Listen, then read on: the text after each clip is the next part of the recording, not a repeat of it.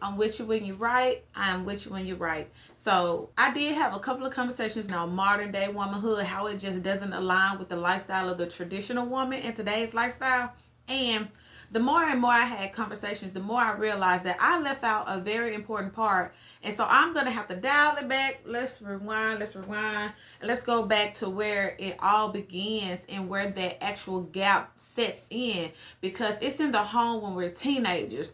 I don't know about y'all, but how many women out there can raise their hand and honestly say that they had a real conversation with their mom or with their aunt or with family members when they got their menstruation?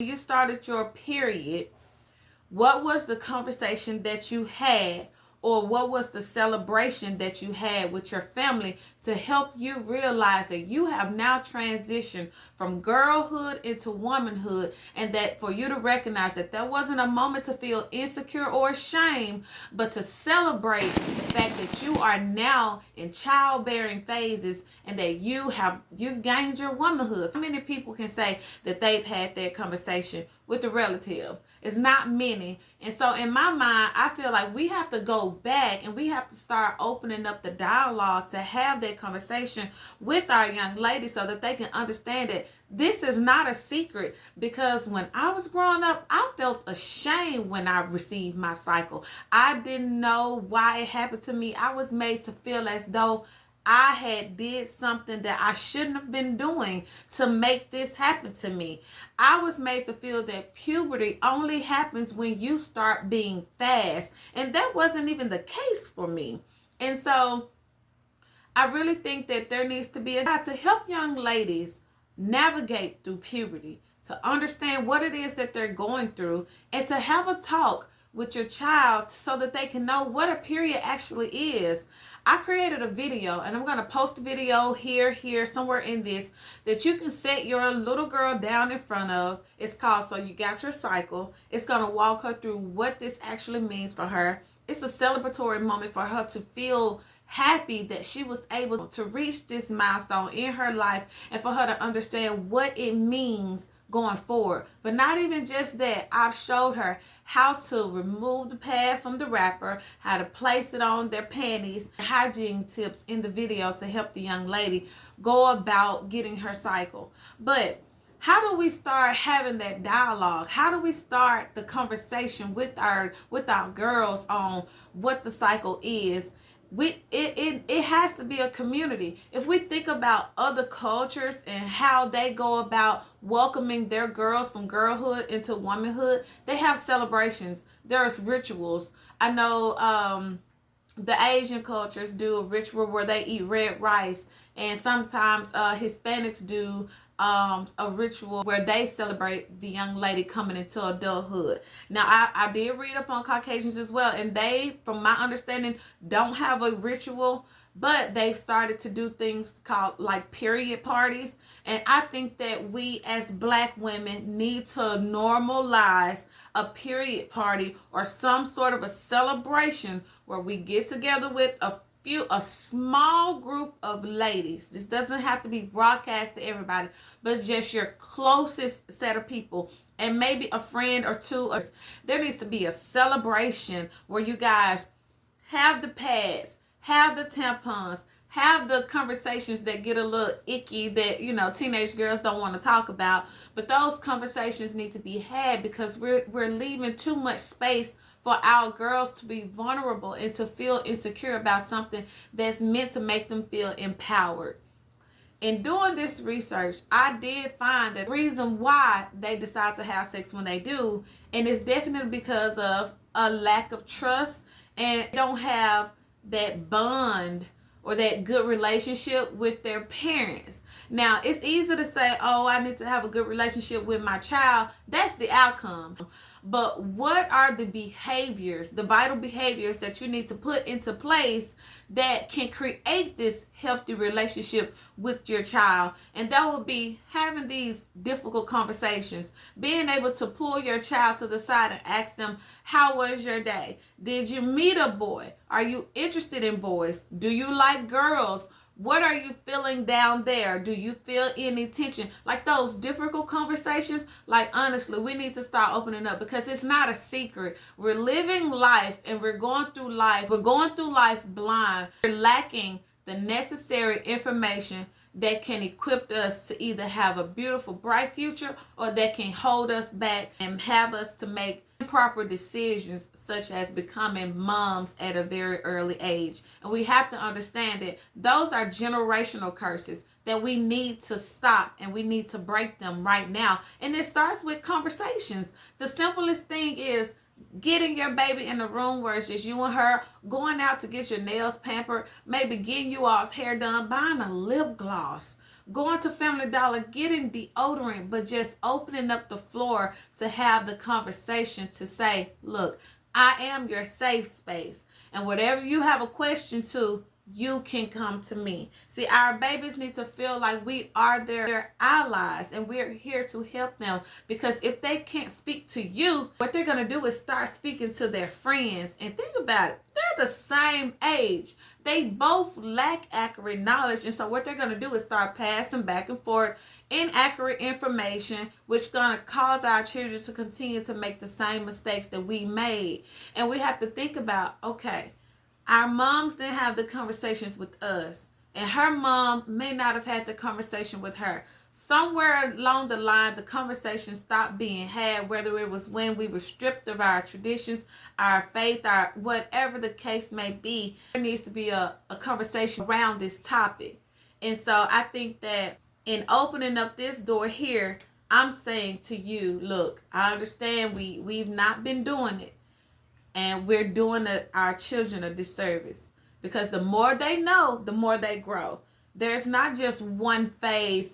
The first years last a lifetime. That's not just for newborn babies. I think that it's for little girls when they're in the kindergarten through 5th grade. And then for teenage girls, those are first years of teenage years. Those last a lifetime as well. So what is the information that you're sharing with your babies to help equip them for every stage of womanhood?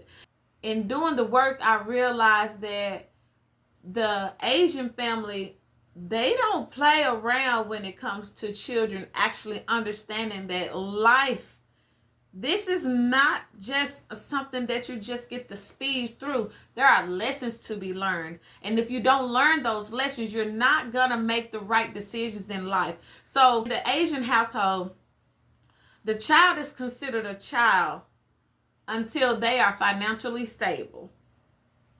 I said it.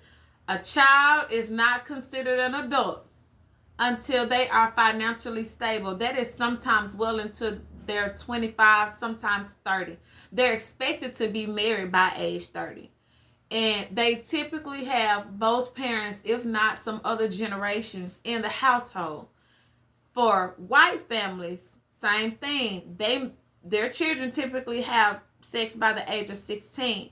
The difference there is, but they too don't have a norm when it comes to how they handle the period and those other tough situations. And in the Caucasian household, you're considered an adult once you get to college and can not even become financially stable. But once you graduate high school and get to college and you start living your dorm life, then you have some independence in adulthood. And when it comes to Hispanics, once you have that quinceañera, you are an adult. But they know that you're not financially stable, but you can, in their eyes, make a lot of decisions that our race cannot. But at the same time, at the rate at which they have children, it is high, but it's typically not young moms. Whereas in the black family, we don't have dad in the home a lot of times. We don't have other generations in the home either. And then to say, okay, we're not having educational conversations when it comes to our menstruation, but then we're also not having educational conversations when it comes to young men about what the menstruation means. The studies on black men or black boys when they have sex was way different compared to any other race. Black young men start having sex by the age 14, sometimes 15. That is a huge gap. So not only saying that the work needs to be done by the black moms, but there needs to be a conversation being had by these black fathers to say, hold on, son, let me help you understand this. So at this age or around this age is when a young girl gets her cycle. Now what a cycle is this is what's gonna help her have a child one day in the future, and the child typically is going to come from you, sir. You carry the seed to which she will be able to have a child, because she's now having a cycle. So what I need you to do is abstain from sex. Not the speech about wearing a condom, because boys can get a condom and maybe put it on or not. We need to understand what's being triggered in our young men's minds as to why they are having sex so early. That is a problem.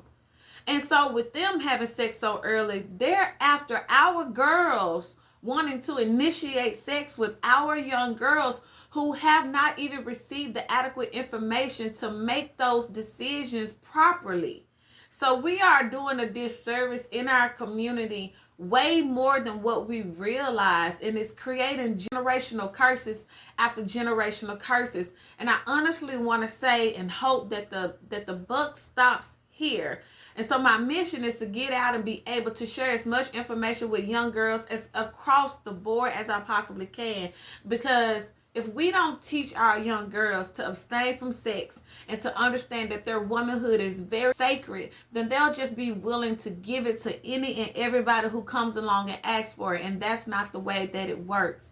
So join me in this process of starting the conversations and starting the talks, having those hard conversations on what it means to enter into adulthood and what it looks like for you as a girl, but also what it looks like for him as a young man, because he's going to be coming at you with his sexual desires, and you need to be able to say, I can't do that. Because we need to change the statistics and how people look at us. We don't have much control over anything that's going on out here. The voting rights, the way they put our people on welfare, the way they take Social Security. We don't have any legal representation to anything out there. But what we can control is ourselves and our ability to procreate, and also our ability to educate our young women to become successful, to be able to think properly. And when they grow up, this information is going to help them in choosing a significant other. So I hope this information was helpful to you. I want to say thank y'all so much for joining me, and I hope y'all continue to watch. Please like and share this video if there was anything in it that was helpful to you. Also, comment below. Are you having this conversation in your home, or was this conversation had with you? And if so, how did you do it? How did you go about having the conversation, and how successful has it been? All right, I'm Stephanie with Honey Be Real, and I'll talk to y'all later. Bye.